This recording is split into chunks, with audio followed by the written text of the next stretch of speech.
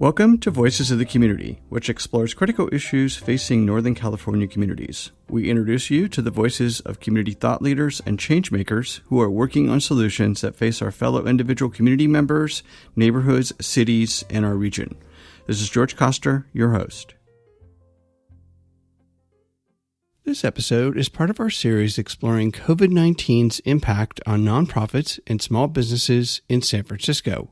We started the series back in April of 2020 during the height of the first phase of the COVID-19 pandemic and the shelter-in-place requirements. Over these past 9 months, the COVID-19 pandemic and economic meltdown has wiped out millions of jobs in both the nonprofit and small business sectors, as well as shuttered tens of thousands of small business operations. The goal of the series is to shine a spotlight on the nonprofits, small businesses, and their staff who are struggling to deal with the impact of the COVID-19 pandemic on their operations, services, and sustainability. The series of interviews we conducted features voices from a cross-section of organizations that make up the fabric of our community. Each of them brings a unique perspective on how they and we are dealing with the issues facing our community during the global pandemic and economic depression. I do not think of this crisis, any of the issues that resulted from it didn't come out of thin air. Nothing here has happened magically. I think what it's done is accelerate kind of like what's already been going on. And I think the pandemic shows it. Some people experiencing homelessness and poverty in this city are already very isolated individuals, and I think the pandemic kind of highlights it more. I also think that it highlights how arbitrary the way we do certain things as a community are. People don't need to be on the streets. In this episode, our featured voices are Charles Lerner, the Executive Director, and Demaree Miller, the Program Manager of At the Crossroads. During the COVID-19 pandemic, At the Crossroads staff continues to meet youth where they are, living on the streets of San Francisco. The At the Crossroads humanistic one-on-one approach is all about building long-term relationships with youth to help them move off the street and secure the long-term wraparound services they want. I'm joined remotely via Zoom by Charles Lerner, the Executive Director, and Demaree Miller, the Program Manager of At the Crossroads. Thanks for being here, Charles and Demaree, also known as D. Thanks for having us, George. I would like to start with Charles to please provide a little background on At the Crossroads and the basic service overview, what you guys provide for youth in San Francisco.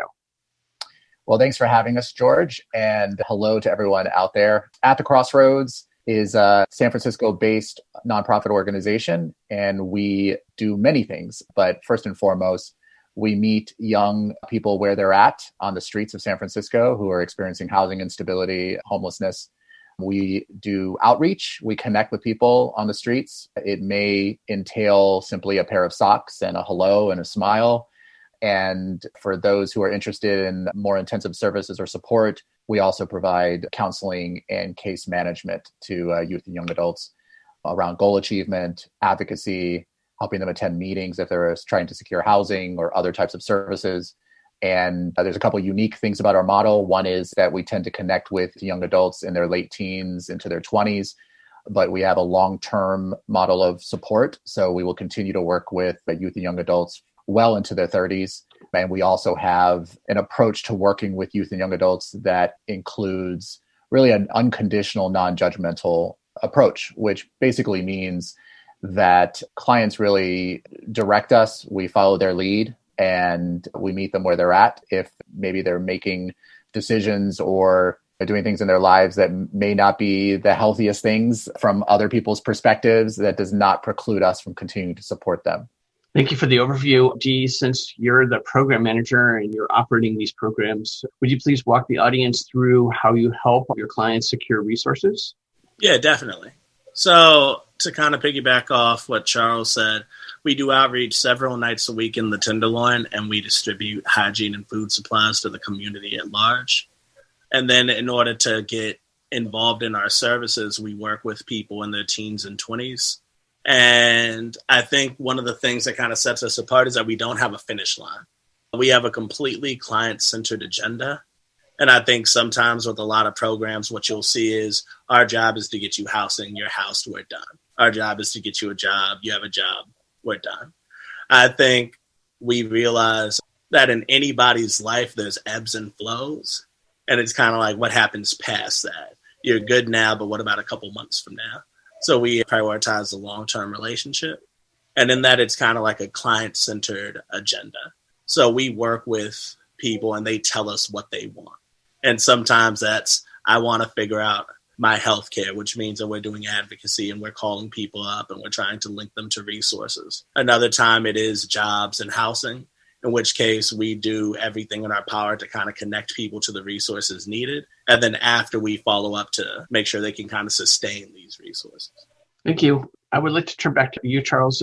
So here we are 9 months in with COVID. Can you tell us how it's really impacted? I mean, especially to Dee's point, you're actually out talking to people, especially in the Tenderloin, which has been hit really hard with the pandemic. So how has COVID-19 really impacted your operations and your outreach?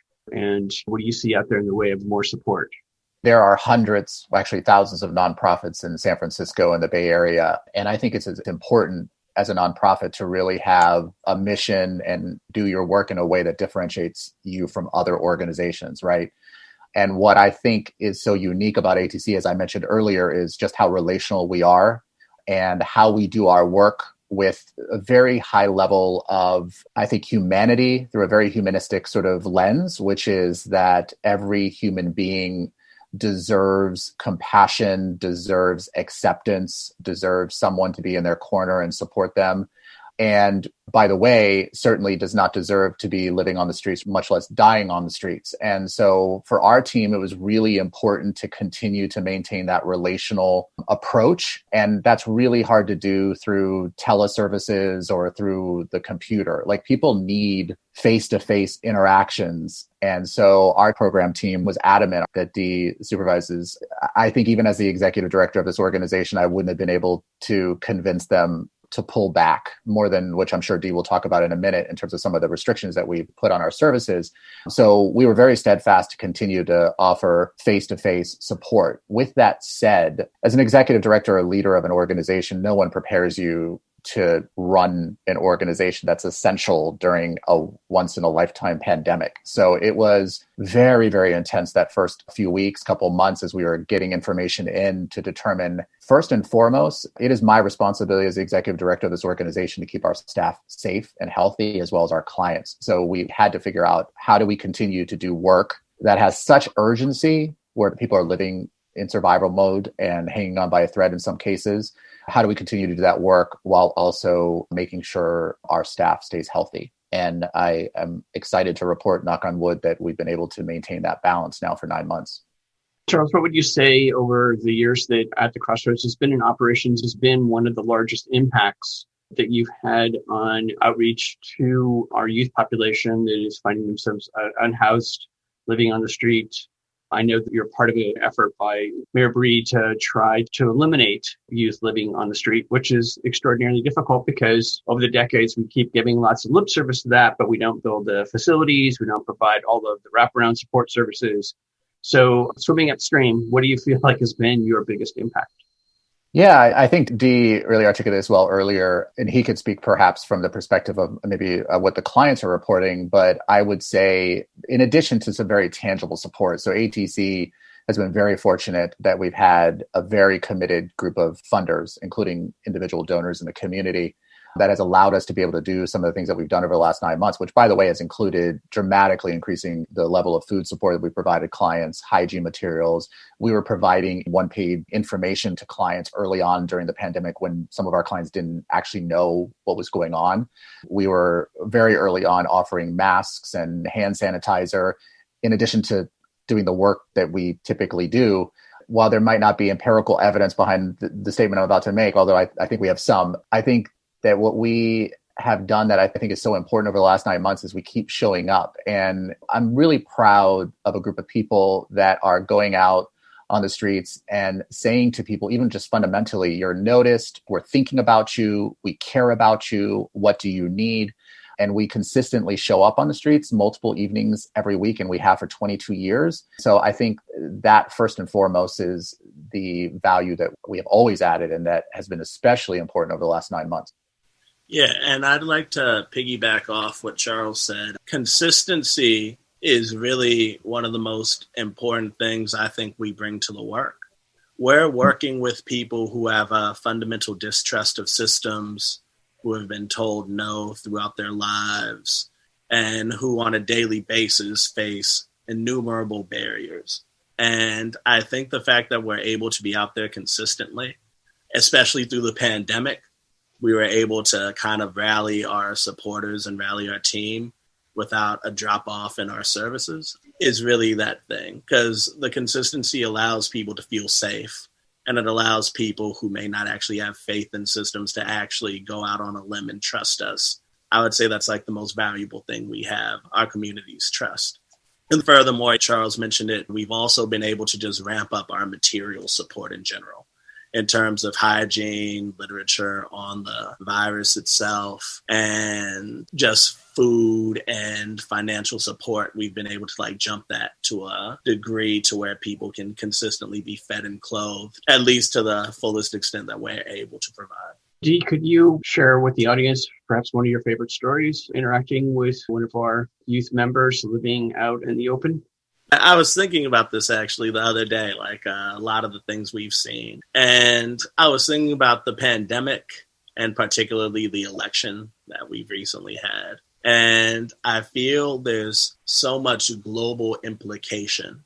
I feel that on a macro level, everyone's feeling pulled, everyone's feeling stressed. And I think there's actually been a beauty to be found in the field work. With kind of all these big things going on, it's really nice to be able to talk to people on an individual concept level, where they're people as opposed to concepts even.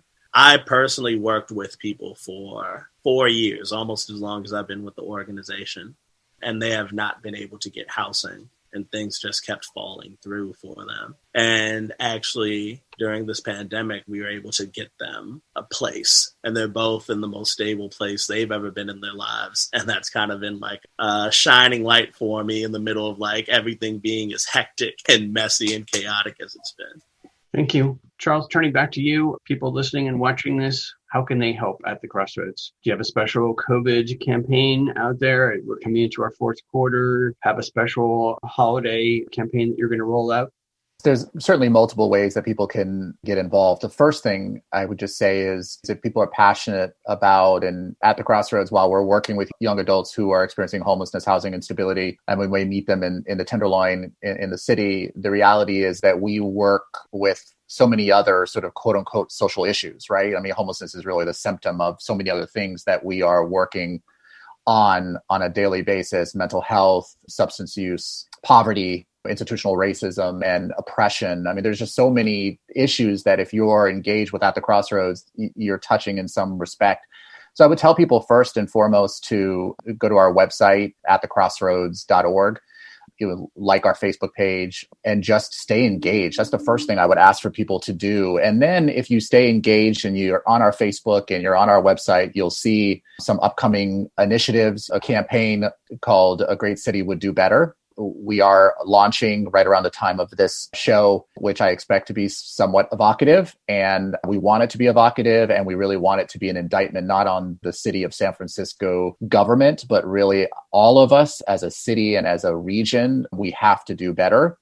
I realize people are frustrated, and there are a tremendous amount of resources that are being put into the issue of homelessness. And certainly we don't have time to discuss it during the show, but I'll say that there has to be a better way. There has to be a better strategy. Quite frankly, all the money that we're spending, we probably could pay for everybody's rent that's experiencing homelessness. So I know that's a simplistic way of putting this, but I don't think we're getting the ROI that we need to be getting in response to all the resources that are being put in place. So you'll see that campaign. And of course, like every nonprofit, we're going to have an end of the year campaign that we're going to launch here at the beginning of December. So of course, if people want to contribute, you know that when you contribute to At the Crossroads, that is leading to either a food box for clients, hygiene materials. It's leading to people connecting with these young people in a very human way that is really about dignity and about compassion and kindness. And so I just say to people, we don't expect for you to be hitting the streets of San Francisco to show that you care. You can do that through an organization like At the Crossroads. So we're really looking to mobilize a community of people who will stay with us and persist with us as we contribute to bigger solutions that will ultimately move the needle on this issue that it hasn't happened as much as it should.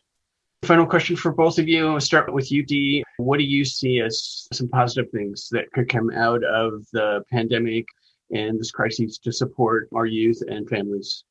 I'm a huge believer in common sense, and I do not think of this crisis, any of the issues that resulted from it didn't come out of thin air.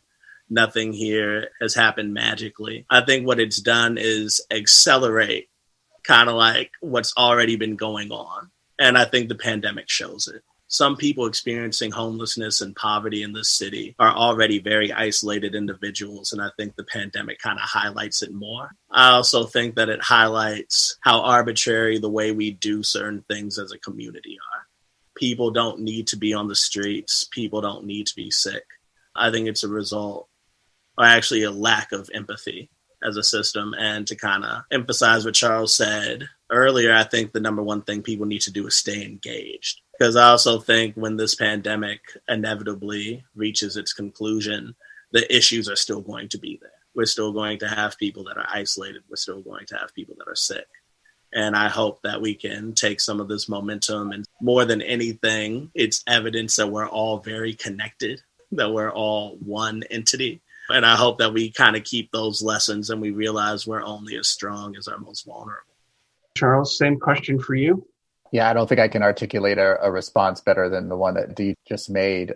The issue around homelessness and housing instability in the Bay Area is the most pervasive social issue that we face. Obviously, maybe minus COVID, really is really the acute kind of social issue right now that we're trying to overcome. But ultimately, this is the social issue of our time, and it is on the forefront of people's minds. I do think that chronic homelessness, there's a solution to it. And I do believe that if we create the right strategy, bring the right people to the table with the right approach, and we persist together, I think that we can eliminate chronic homelessness. Homelessness, it can be acute, short-term, but we got to get people off the streets, and we have to get them off the streets permanently. So this is a solvable problem, contrary to perhaps how it feels to people. So we just got to put one foot in front of the other and keep at it and not give up on it. And I would just say to people who have the privilege that all three of us certainly have on the phone, and many of the listeners have, I always say to folks that if you're feeling hopeless, imagine how hopeless the people who are experiencing this feel. So we have an obligation to not give up hope, and we have an obligation and a responsibility to keep forging ahead and trying to find the right solution. Yeah, and the solution, I'd go out on a limb and say, I'm not the most intelligent person in the world, but if you want to end homelessness, you give people homes. And I think that because of a way of thinking we have, I think we're putting a lot of Band-Aids on an issue, and we're pouring a lot of money, like Charles mentioned, into temporary solutions, when really the science has shown that we can do it. Like other places have done it.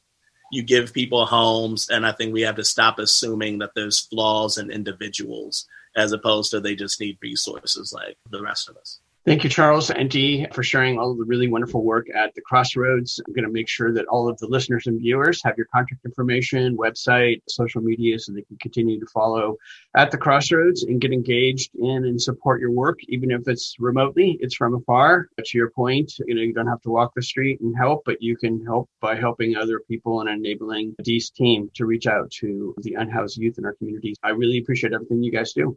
Thanks, Charles.